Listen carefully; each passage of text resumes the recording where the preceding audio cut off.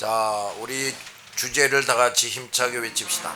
시작. 마지막 때에 성도들이 자기들을 잘 대비한다.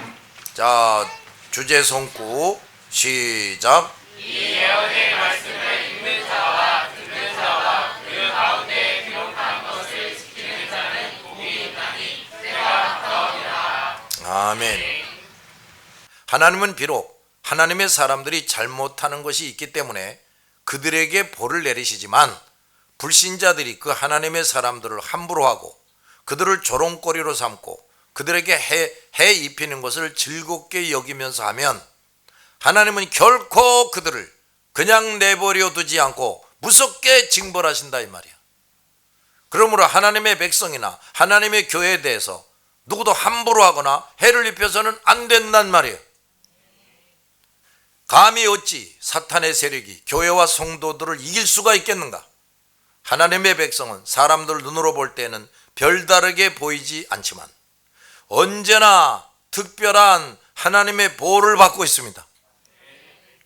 그러므로 우리 성도들은 적어도 이런 영적인 자부심, 다 같이 영적인 자부심, 영적인 자긍심, 이런 걸 가지고 살아야 돼. 알았지요? 어쨌든 사탄은 이 첫 번째 짐승이라는 악의 세력을 이 땅에 보내서 역사하는데 먼저 타락한 로마 카톨릭을 이용해서 하나님과 교회를 회방하고 그뿐 아니라 악마적인 사상과 풍조를 전 세계적으로 범람케 해서 교회와 성도들을 잠시 동안 침묵시키며 역사한다 그 말이에요. 그 다음 13장 8절에서 10절을 봅니다. 시작.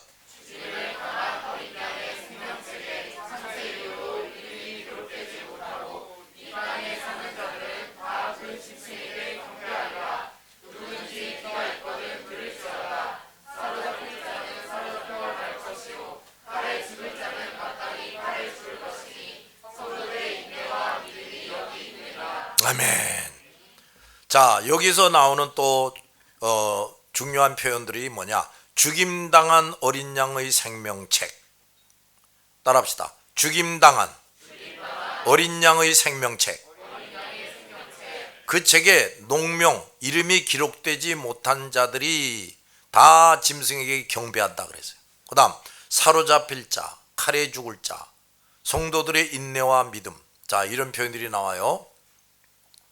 사탄은 첫 번째 짐승을 내보내서 하나님과 교회를 회방하는데 먼저 타락한 로마 카톨릭 집단을 이용해서 하고 뿐만 아니라 악마적인 사상과 풍조를 전 세계적으로 범람케 해서 교회와 성도들이 마치 죽은 것처럼 잠시 동안 침묵해야 된다는 것을 살펴봤어요. 그런데 이런 역사가 언제 있을 것인가? 이런 것도 지금 예언이 되어 있다고. 8절 시작.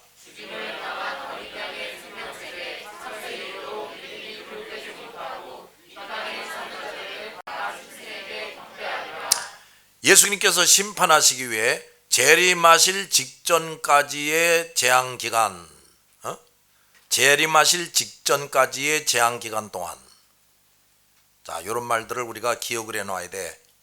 자, 8절을 보면 생명책에 이름이 기록되지 못한 자들은 모두 그 짐승에게 뭐한다? 경배하리라 그랬어요. 경배하리라는 이 말은 미래격이지요. 미래격은 세상 끝까지의 모든 시간을 포함하는 의미예요.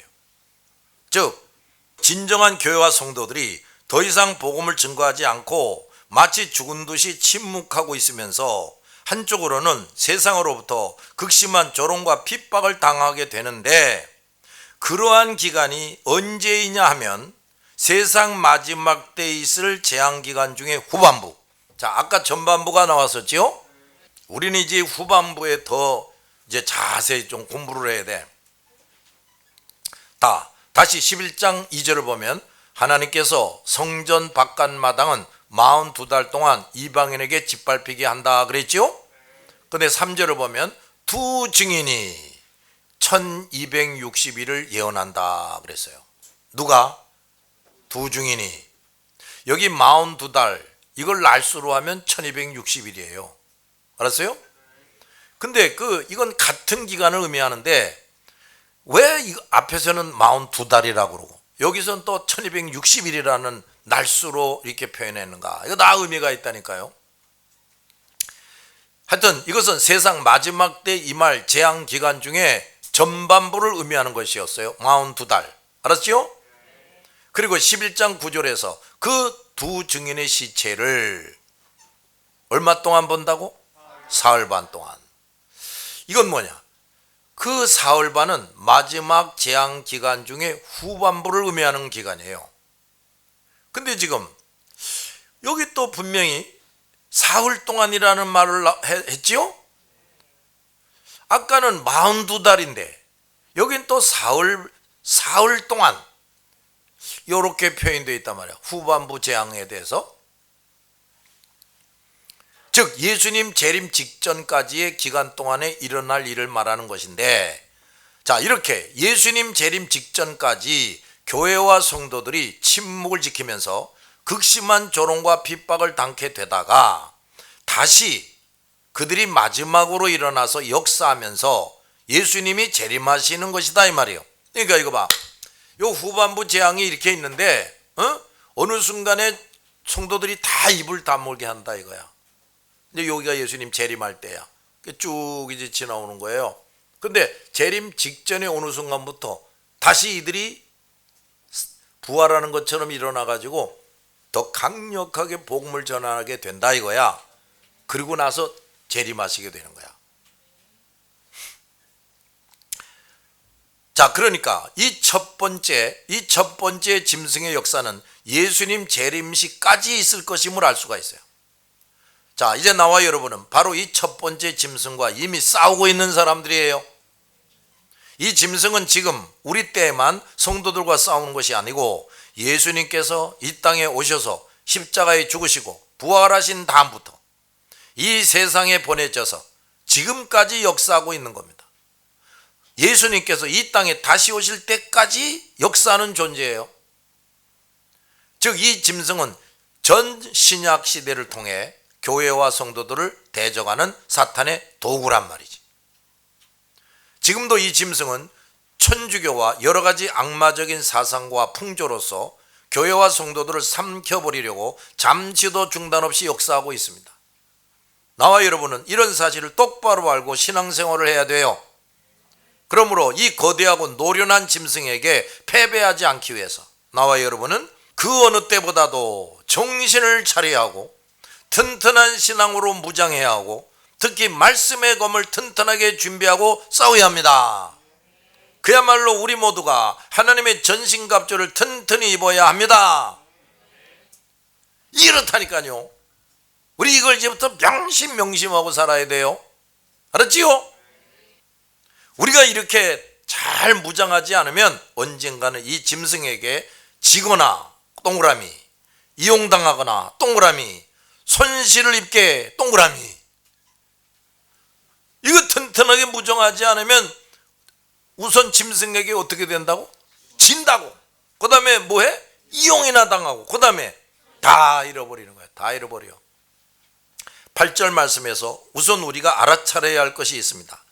그동안은 예수 믿는 사람이라고 스스로 여기고 신앙생활하던 사람들 중에는, 자, 밑줄, 세상 마지막 재앙기간의 후반부 재앙 때에는 많은 성도들이 신앙을 떠나 사탄을 섬기게 된다는 것이요. 계속 밑줄, 그럴 사람이 과연 어떤 사람들이냐? 생명책에 그 이름이 기록되지 못한 자들이라는 것이다. 자, 세상 마지막 재앙기간의 후반부 재앙 때 많은 사람들이 어떻게 된다고? 신앙을 떠나 사탄을 섬기게 돼요. 뭘 섬겨요? 그냥 신앙을 떠나는 것으로 끝나는 게 아니야. 그 다음, 그럴 사람들이 어떤 사람들이냐? 생명책에 이름이 기록되지 못한 자들이다 이 말이야. 근데 여기는 안 썼지만 또 이런 자, 이름이 기록되었다가 지워져 버린 사람들이 있어요. 생명책에 이름이 기록되지 못했다는 말은 하나님께 인정받지 못했다는 말이에요. 인정받지 못한 성도들은 한동안 신앙적인 생활은 할 수 있어도, 신앙적인 생활 할 수 있어도 언젠가는 그리스도와 교회를 배반합니다. 옛날 이스라엘 백성들이 출애굽한 것은 그들이 하나님의 선택된 백성이었기 때문이죠. 그런데 그들은 하나님의 정하신 기한 동안에 하나님께 인정받을 만한 신앙인이 못 되었어요. 그들은 점점 하나님을 멀리했고 하나님의 말씀에 불순종했어요. 아무리 모세가 그들을 가르쳐서도 그들은 점점 더 불순종했고 결국 가나안에 들어가지 못하고 광야에서 다 죽었어요. 선택되기는 했으나 하나님께 인정받지 못한 자들은 천국 가나안에 들어가지 못합니다. 구원 얻는 것은 우선 반드시 하나님께 선택받아야 하고 하나님이 정하신 기한 내에 하나님께 인정받는 자가 되어야 합니다. 이것이 바로 예수님의 생명책에 그 이름이 기록되는 것이에요. 하나님이 정하신 기한 내에 어떻게 되는 자? 하나님께 인정받는 자. 그러니까 여봐라, 이때 예수 믿기를 시작했어요. 그 다음에 하나님이 요때까지 내가 시간 준다. 근데 요때까지 너 나에게 인정받지 못하면 끝이다. 이렇게 된다고 말이야. 그러니까 이제 우리가 여기서 시작해서 이제 여기까지 가는데 엎치락 뒤치락 막 이럽니다. 뭐 책벌도 받고 뭐 어쩌고 저쩌고 이제 그래도 하여간 여기 가까우면서 제대로 해가지고 하나님께 인정받는 사람이 딱 되면 이 사람은 생명책에 이름이 기록된다 이거야. 알았지? 그 잠시도 우리는 게으름 피우면 안 돼. 해이해지면 안 된다고요. 잘 알았냐? 그 우리는 또 서로 요 다은이 요놈의 나이가 지금 잘하고 있나 잘못하고, 인섭이 저놈이 잘하나 못하나 자꾸 봐야 돼? 안 봐도 돼?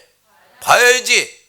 우선 내가 하나님께 확실히 인정받는 성도가 되면서 저 다은이 저거 아직도 저거 참 모르네 저거. 그러면 야단을 쳐가면서 회초리로 종아리를 때려가면서라도 저놈을 하나님의 생명책에 기록되게 해야 된다 이 말이에요. 알았어요? 우리 그걸 서로 잘 도와줘야 돼. 그저 예배만 잘 참석하면 되는 게 아니라니까요. 알았지요? 성경 말씀 중에 우리가 인간으로서 결코 풀 수 없는 진리가 바로 이 제한된 사람들만이 선택되고 구원 얻는다는 제한 선택 구원 교리입니다. 왜 하나님은 모든 인간을 다 구원하시지 않고 일부만 선택하고 구원하시는지 우리는 정확한 답변을 모릅니다. 그러나 성경은 일부의 사람만이 선택되고 하나님께 인정받은 자가 구원 얻는다는 사실을 누누이 선언합니다. 지금 여기 8절에도 생명책에 기록되지 못한 자들이란 말씀과 그들은 결국 그 짐승에게 경배하리라. 결국은 뭐를 해? 짐승에게 경배하리라 말씀이 있는데, 이것을 보면 선택되기는 했어도 끝까지 견디고 이기고 남지 못해서 하나님께 인정받지 못하는 자가 있다는 것이고 그들은 결국 멸망을 당하게 된다. 이것을 분명히 말씀해 주고 있다 이 말이에요. 하나님께서 왜 누구는 선택하고 누구는 제외시켰는가, 또 어떤 기준에서 누구를 선택하고 제외시키는가, 그것은 성경이 분명히 밝혀주지 않고 있어요. 그러나 선택과 불택은 분명히 밝히고 있단 말이에요. 하나님께서 성경을 통해 알게 해주시지 않은 것이라면 그것은 우리가 굳이 알 필요가 없다는 것이고 우리가 생각하거나 거론할 성질의 것이 못 된다는 것을 알아야 돼요. 잘 들었지요? 다시 들어봐. 하나님께서 성경을 통해 알게 해주시지 않은 것이 있다면 그것은 우리가 굳이 뭐 할 필요 없다? 알 필요가 없다. 그 다음 우리가 생각하거나 그걸 가지고 토론할 성질의 것이 못 된다는 것을 알아야 된다 이 말이야. 말하자면 집을 짓는 사람이 집 하나는 평지에 짓고 또 하나는 산꼭대기에 지었어요. 근데 그 사람이 그 집들에게 내가 왜 그렇게 했는지 말해줄 수도 있지만 말해주지 않을 수도 있지요. 뭐 집 지었는 주인이 집 보고 내가 왜 널 여기다 지었는지 알아 하고 말해줄 필요 없다 이거야. 그 사람이 자기 어떤 계획과 목적이 있어서 각각 다른 곳에 집을 지은 것인데 그 집으로서는 그것을 굳이 알 필요가 없어요. 다행히 그 사람이 만일 알려주면 좋지만 그 사람이 그것을 알려주지 않아도 그 집들이 그 사람을 원망할 이유가 없어요. 그렇지요? 왜냐? 그 사람의 계획과 목적을 그 집들에게 알려주지 않았다 해서 그 집들이 존재하는 데에는 지장이 없어요. 그죠? 또 산꼭대기에 지어진 집이 그 사람을 향해서 나는 왜 산꼭대기에 지었느냐고 불평할 수도 없는 것이야. 그 집으로서는 그 이유를 상세히 알 수 없지만 그 사람은 그 집을 산꼭대기에 지을 수밖에 없는 이유가 분명히 있단 말이에요. 다만 그 사람이 그것을 그 집들에게 일일이 설명해 주지 않는 것뿐이지요. 자, 우리는 영과 육을 누가 만들어줬어요? 하나님이. 그러니까 뭐 건축하는 사람이 집을 어떻게 지을까, 몇 개를 지을까 그 마음대로 하는 것처럼 우리 중에 누구를 선택하고 누구를 불택했다, 하나님 마음대로 하는 거야. 따라합시다. 절대 주권. 그건 하나님의 절대 주권이야. 절대 주권이라는 건요, 그 누구도 거기에서 간섭할 수는 없는 거라는 거죠. 하나님께서 누구는 선택하시고 누구는 선택하지 않으신 것에 대해서는 우리가 이렇게 이해할 수 있을 뿐입니다. 그러나 내가 선택된 하나님의 백성이라는 사실을 확실히 깨닫게 된 사람은 어떻게 내가 선택이 될 수 있었을까에 대하여 생각해 볼 때 도무지 그 은총을 누릴 어떤 근거도 알아차릴 수 없는데 나 같은 사람을 선택해 주신 그 하나님의 은총을 깨달으며 말로 표현할 수 없는 감사와 기쁨을 느끼게 됩니다. 아멘. 내가 선택되었다는 것은 참으로 신비한 축복입니다. 동그라미. 참으로 무슨 축복? 신비한 축복이에요. 그것은 나의 어떤 선한 공로 때문도 아니고 내가 남보다 좋은 성품을 가졌기 때문도 아니고 또 돈 주고 얻을 수 있는 것도 아니고 액을 복걸한다고 얻는 것도 아닙니다. 그런데 어쨌든 내가 선택된 것이니 참으로 신비롭고 신비로운 축복이 아니냐 이 말이에요. 이해가 됐어요? 그런데 선택은 언제 이루어지느냐? 창세전이라고 성경은 설명하지요? 에베소서 1장 4절부터 봅시다. 시작.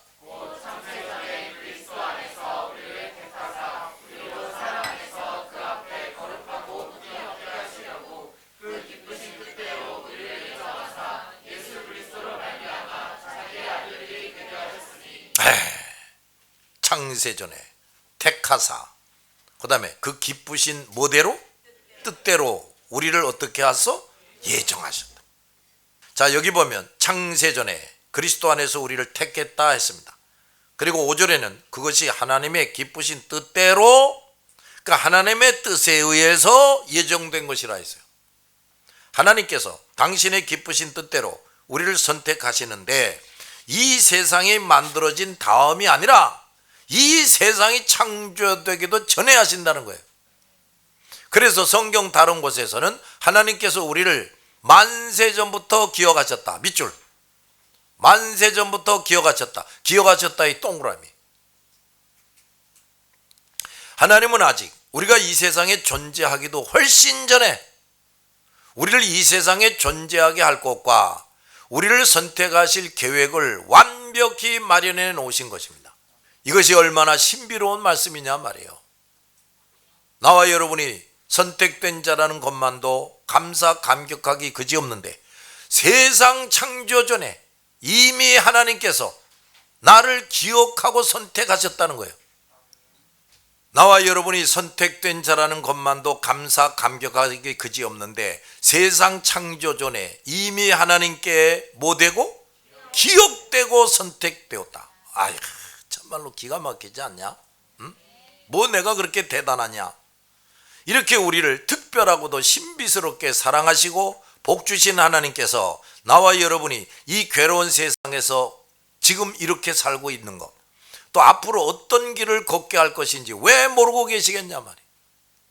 우리가 이 세상에 존재하기 수천 년 전부터 우리를 기억하시고 선택하셔서 하나님의 백성으로 삼아주신 그 하나님께서 우리가 이 세상에 지금 와서 100년 미만 살고 있는 것을 왜 모른 척하며 내버려 두시겠느냐 이 말이야. 나의 생일과 죽는 날을 하나님이 또 정해놓고 있다니까요.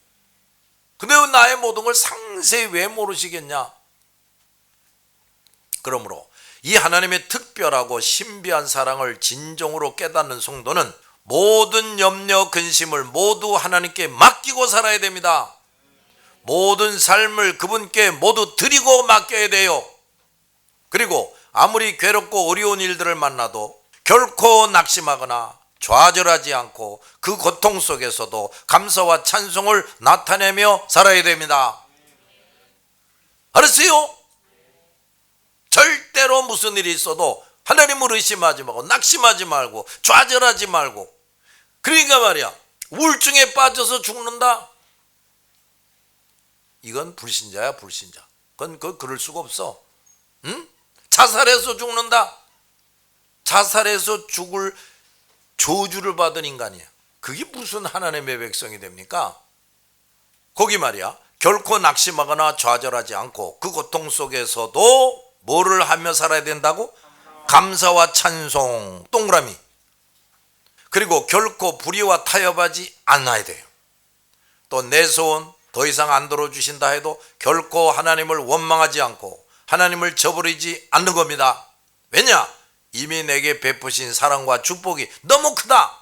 이미 베풀어 주신 것이 너무 크다는 것과 나는 그 축복과 사랑에 비해 너무 배은망덕하게 지내온 자라는 것을 깨닫기 때문이죠. 뭐 어디 염치 없이 더 달라고 그러기도 참 우리는 없어요. 그럴 염치가 없다고. 창세전에 하나님께 선택함을 입는다는 것이 얼마나 소중하고 복된 것인가를 알아야 합니다.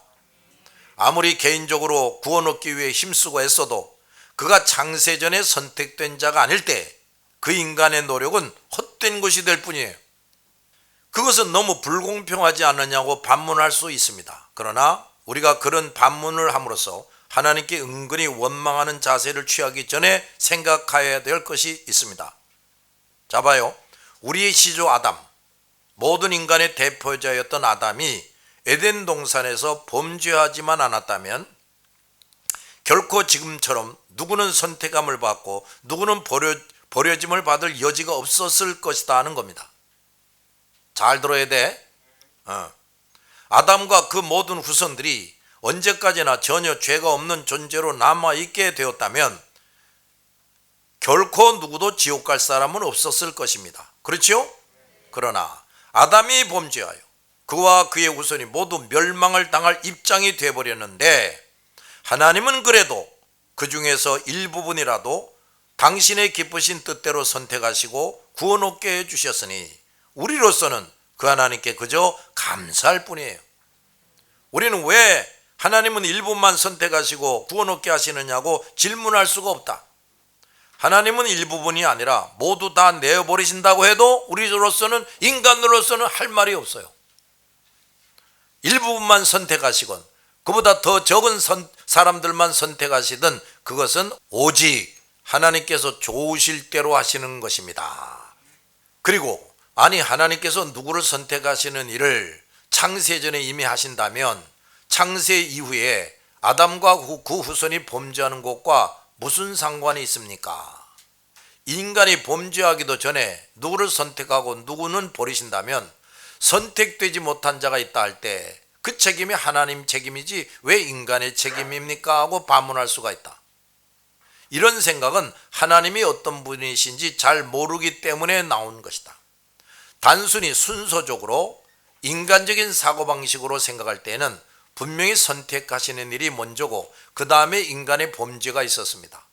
그런데 그렇다고 해서 창세전에 하나님께서 인간이 범죄하도록 만들어 놓으시고 그 범죄한 인간들 중에 일부만을 선택하신 것이라고 여겨서는 안 됩니다. 하나님께서는 어디까지나 인간이 범죄하지 않고 자자손손 영원히 낙원에서 살게 되는 것을 원하셨고 그토록 그렇게 되도록 모든 방변에 걸쳐 인간을 도우셨어요. 죄 짓지 않도록 도와주셨단 말이에요. 그러나 그 인간이 결코 기계적으로 움직이게 하시지는 않으신 것입니다. 왜냐? 하나님은 인간을 하나님처럼 인격적인 존재로 만드셨기 때문입니다. 이게 바로 하나님의 형상대로 지어졌다는 말이야. 알았어? 그래서 어디까지나 그 인간에게 하나님은 선과 악의 갈림길에서 선을 선택하도록 충분하게 가르치시고 도와주실 뿐이었습니다. 그런데도 인간이 악을 선택함으로써 그와 그 모든 후손이 멸망의 자식들이 되어버린 것입니다. 그런데 하나님은 워낙 탁월한 지혜와 지각을 가지고 계시기 때문에 창세전에 인간이 바로 그렇게 될 것이라는 것은 이미 간파하고 계셨던 것입니다. 하나님은 능히 그렇게 하실 수 있는 분임을 잊지 말아야 합니다. 또 잘 들어봐. 따라서 하나님은 아직 인간이 창조되기도 전에, 아직 인간이 범죄하기도 전에 결국 모두 타락하여 멸망당할 인간들 중에 일부분을 기억하시고 선택하신 것입니다. 이것도 하나님은 능히 하실 수 있는 일입니다. 하나님은 창세 이전에 이미 창세 이후에 될 일들을 완벽하게 계획하고 계십니다. 그러나 인간이 죄를 범하는 일을 하나님께서 계획하고 만드신 것은 아닙니다. 그런데 하나님은 그러한 인간의 선택에 대해서까지 창세전에 정확하게 간파하고 계셨고, 따라서 그에 대한 후속책의 동그라미, 즉 타락된 인간들 중 일부만이라도 구원하실 계획을 마련하시고 그들을 위해 창세전에 그 구원할 자들을 선택하시고 예수 그리스도를 대성물로 보내서 그들 죄값을 치르게 하여 과연 그들을 구원하시겠다는 구원 계획을 창세전에 동그라미, 이미 완벽하게 마련 동그라미 해 놓으신 것이다. 만약 인간이 범죄하지 않을 것이었다면 하나님도 창세전에 누구는 선택하고 누구는 버리시겠다고 계획하시지 않으셨을 것이다. 아담이 범죄했고 그것을 하나님은 창세전에 미리 아셨기 때문에 하나님은 창세전에 그 타락한 인간들 중 일부만이라도 선택하신 것이다.